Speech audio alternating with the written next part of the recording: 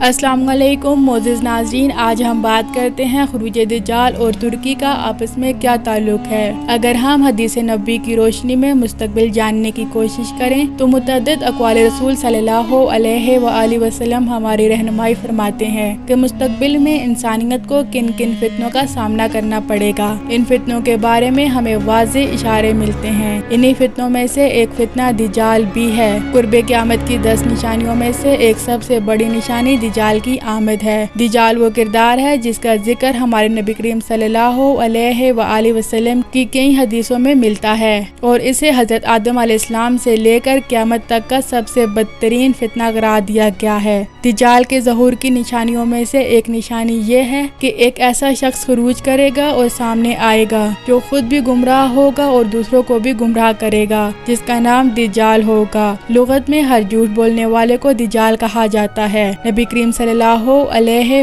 वसल्लम की तालीमात के मुताबिक दज्जाल का ज़हूर क़यामत से पहले और दुनिया के आखिरी दिनों में होगा। इसका मकसद दुनिया से इस्लाम और उसके पैरोकारों को ख़त्म करना होगा। दज्जाल अल्लाह के मानने वालों को अपनी बंदगी पर मजबूर करके इन्हें जहन्नुम में धकेलने के लिए आएगा। दज्जाल के फितने से बचने के लिए नबी करीम सल्लल्लाहु अलैहि वसल्लम ने बारहा इसकी निशानियों से आगाह किया और वाज़े बताया कि दज्जाल कैसा दिखेगा और इसकी निशानियाँ क्या होंगी। आप सल्लल्लाहु अलैहि वसल्लम ने फरमाया, दज्जाल एक आंख से काना होगा, वो एक जगह नहीं रुकेगा। इसकी रंगत सुर्खी माइल सफेद होगी, इसकी पेशानी नुमाया और गर्दन बहुत ज्यादा चौड़ी होगी, इसका कद छोटा होगा और कमर में कुब होगा। इसके बावजूद वो बहुत ताकतवर होगा, वो आम इंसानों की तरह नहीं चल सकेगा। दज्जाल के घुंघराले बाल होंगे जो सर से सांपों की मानद लटक रहे होंगे। इसकी पेशानी पर दोनों आंखों के बीच काफिर या काफ फेरे लिखा होगा।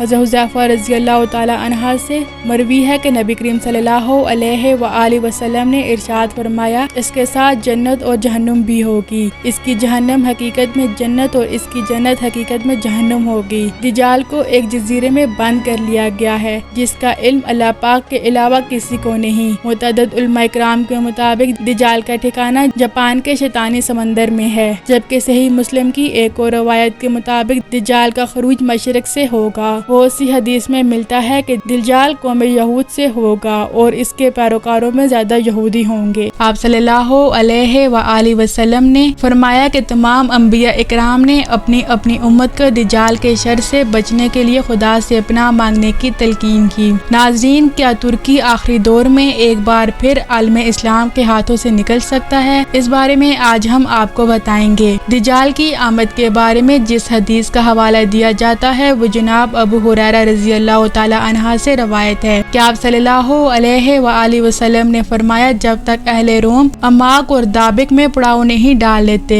तब तक क़यामत नहीं आएगी। अमाक और दाबिक मुल्क शाम में वाक़े हैं। जब मदीने से एक लश्कर इनके मुकाबले के लिए पहुंचेगा तो रोमी कहेंगे कि तुम हमारे और इनके बीच में मत आओ जो अपने दीन से फिर चुके हैं। तो जवाब में मुसलमान कहेंगे कि खुदा की कसम, हम अपने मुसलमान भाइयों को तुम्हारे सामने बेयारो मददगार नहीं छोड़ेंगे। फिर वो इनके साथ जंग करेंगे और इनमें से एक तिहाई हिस्सा पीठ फेर कर जहन्नुम का मुस्तहिक हो जाएगा, एक तिहाई हिस्सा शहादत पाएगा और एक तिहाई हिस्से को रोमियों के मुकाबले में फतह हासिल होगी। और फिर मुसलमान कभी इंतशार का शिकार नहीं होंगे और फिर मुसलमान कुस्तुतुनिया को फतह करेंगे। और जब मुसलमान माले गनीमत समेटने में मसरूफ होंगे तब शैतान झूठी आवाज बुलंद करेगा कि तुम्हारे घरों में दज्जाल दाखिल हो चुका है। जब वो ये सुनकर वापसी की राह लेंगे तो इस दौरान दज्जाल का नज़ूल हकीकत में हो चुका होगा। आप सल्लल्लाहु अलैहि वसल्लम ने फरमाया, दज्जाल मशरिक की जमीन में है और वो वहाँ से खरूज करेगा जिसको खरासान कहा जाता है, जो ईरान का हिस्सा हुआ करता था।